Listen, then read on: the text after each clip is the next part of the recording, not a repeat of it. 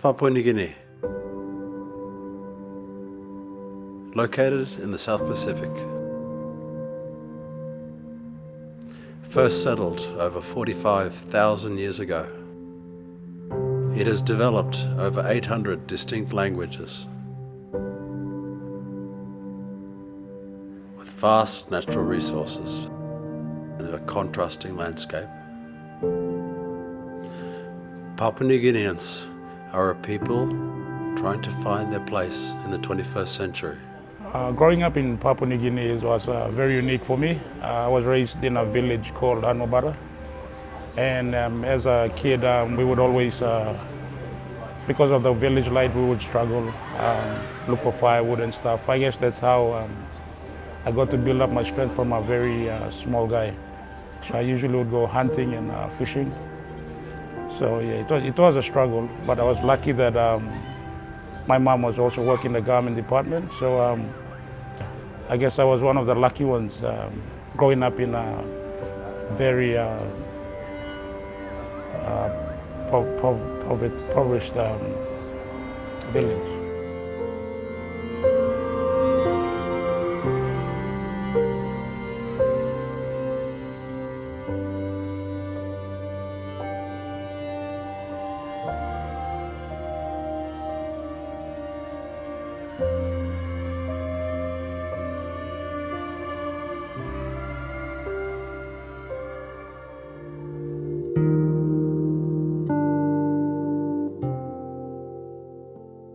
How I got involved in powerlifting, it's actually a very funny story about it. I was actually a rugby league player back in my village. And then I would carry people into the tri line. And my friend and also coach Kala Wendru, he was also in the same team as me. And then he saw my strength and he just walked up to me and said, "Hey bro, I think you're wasting your time in rugby league." He comes up to me and says, "Hey, look, in PNG, we're looking for super heavyweight, and you could be a good potential because you're already showing up the talents and everything. So it would be good if you can just come and try out." But I didn't really take that seriously. It took me another 2 years to realize that. So in rugby, I sustained an ACL injury. And then when I was in rehab, I decided to go and have a tryout in a local gym in Gabi, which is Tom No's gym. And then when I went there, I squatted 200 straight then, and then Kalau saw me and said, "Oh bro, no one's ever come here and then squat 200 like easy just like you, so I'm sure you'll have a bright future in powerlifting." And I was so lucky that by then Michael Kingston, he had come into the sport and he started encouraging me that he would take me forward if I took the sport seriously. So yeah, I was lucky I made that choice, I guess.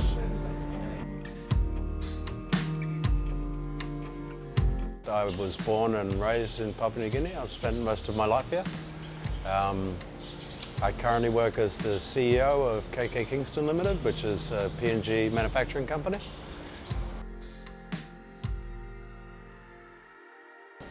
I was a cyclist for a long time, and then when I moved back to PNG after university, Lae, the town where I live, is not really all that suited to cycling.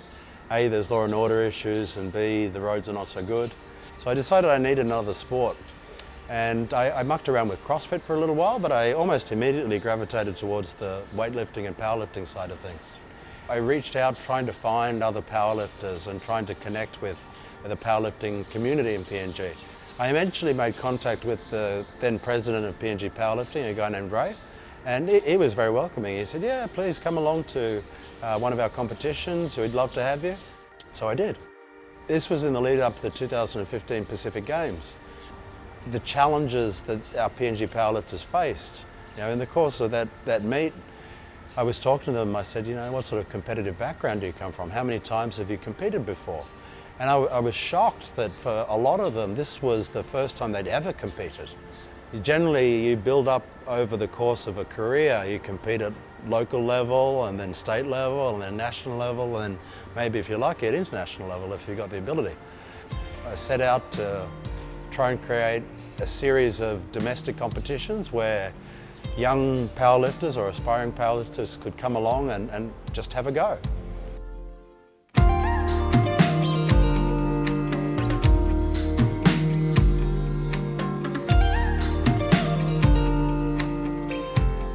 Powerlifting now it does a lot, especially in my village.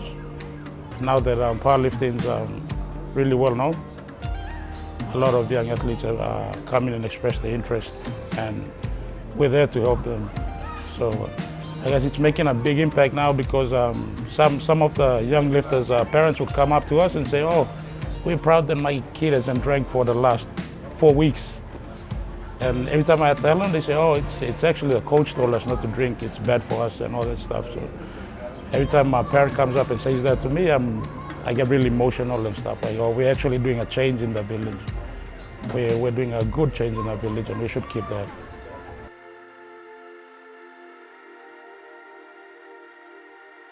Nukanka powerlifting se meduro gunu gaudika dia siga drinking ewan karakawa siani dia powerlifting na sporting na mona.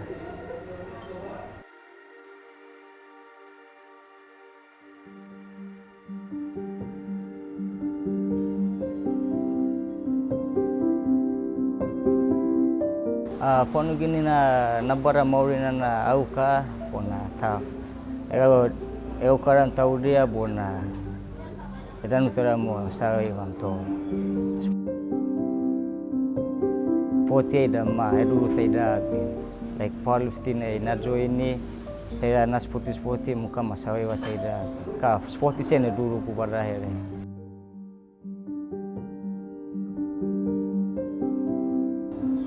Powerlifting na ama community na heduru barra here. Ni memero ya very dia tabe ngaudika dia like home brew ewana people like drugs come very dia home pajo in sport here dia mauri basen sports na Papua New Guinea is definitely in what as an economist you would call a less developed country or a least developed country. And a lot of measures of development, Papua New Guinea has gone backwards since independence. So those measures would include things like average life expectancy, infant mortality rates, quality of nutrition, average education, and so on. So for the average Papua New Guinean, it's a struggle on a day-to-day basis just to make enough money to put food on the table for your family, or to get a job and provide for your family. Or even the most basic things that we take for granted in other countries, like buying new clothes or buying a car or buying a house. Most of these things are out of reach for the average Papua New Guinean.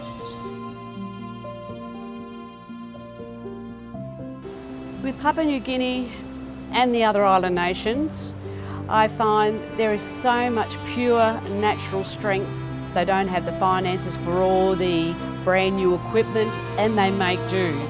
And with some of the equipment that these island nations make for themselves, to train, to better their own sport, to get healthy, it's absolutely amazing, because they can still go on the world stage, compete with these other people that have been competing for years with all the super duper equipment, and their strength is just pure. Strength is a quality that's pretty universally respected and admired in Papua New Guinea.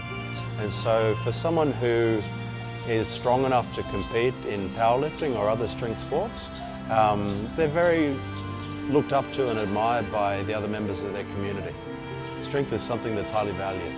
So particularly for guys and girls who have competed overseas or who have competed at a national level, they're stars in their local communities. You see young kids who are looking up to these guys as idols and mimicking their movements. They want to be like them. They look at them as heroes. On an individual level, powerlifting definitely breeds discipline and focus. And if you put that out to the greater community and with the youth, if they can get involved in powerlifting, I'm sure it will also breed that in them as well. Now they had the option of putting in walls to enclose the gym, but they've chosen not to do that. Why? And it's because people being able to see the powerlifters work draws them in. and it turns it into a community sport. Because the thing is, powerlifting isn't about, it's not just about elite lifters, it's about the beginners. And the next world champion is young and hasn't even begun the sport. So in a traditional village context, a lot of resources, assets are shared. They're communal resources. So the concept of sharing a belt with your fellow lifter is not an alien thing, because we do that sort of thing as a matter of course in our normal daily lives. The other part, of course, is financially. Most Papua New Guineans can't afford to buy a belt or to buy a soft suit. So very often you'll go to a competition and there might be just one belt out of 60 lifters, and everyone takes a turn in wearing that belt because it's the only belt that that group owns. And while most of the lifters would love to have the money to buy their own belt, they simply don't.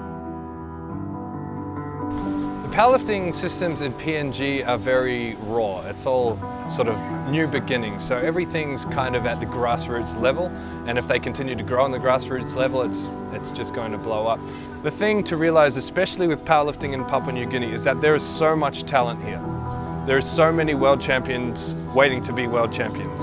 When the sport grows, when people have access to better equipment, when the sport is community driven, when the community is doing the refereeing, is doing the coaching, is doing the leading, is going as teams to international competitions, they're going to be winning international competitions very quickly. Corporate sponsors getting behind that are only going to reap from the benefits, because you're going to be supporting people bringing home gold medals from big international competitions that are going to speak to all the people in their village, say that you've supported them, and that's going to do great things for your brand.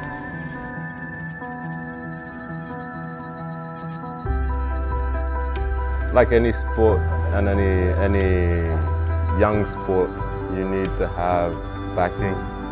And we've been very fortunate to have Michael Kingston, CEO of KK Kingston, come on board and provide the financial backing we need. But I think on top of that, we also need to have something that's a lot more driven nationally. And so we really need exposure. And Michael tries to do that for us, but we really need a lot more government backing. And if other companies want to come on board as well, I think it would be wonderful. Because, yeah, I mean, a powerlifter walks into a room and everybody knows he's a powerlifter. I mean, I'm sure you'll speak to Buggy at some point and you'll see why. And if he's wearing a t-shirt or if he's doing something for you and you're a company that wants to get known, people will definitely see it if it's on him. So, yeah, so if there's any companies out there, just get on board and let's try and grow the sport in the country. And if the government is watching, well, you know what to do. That's all.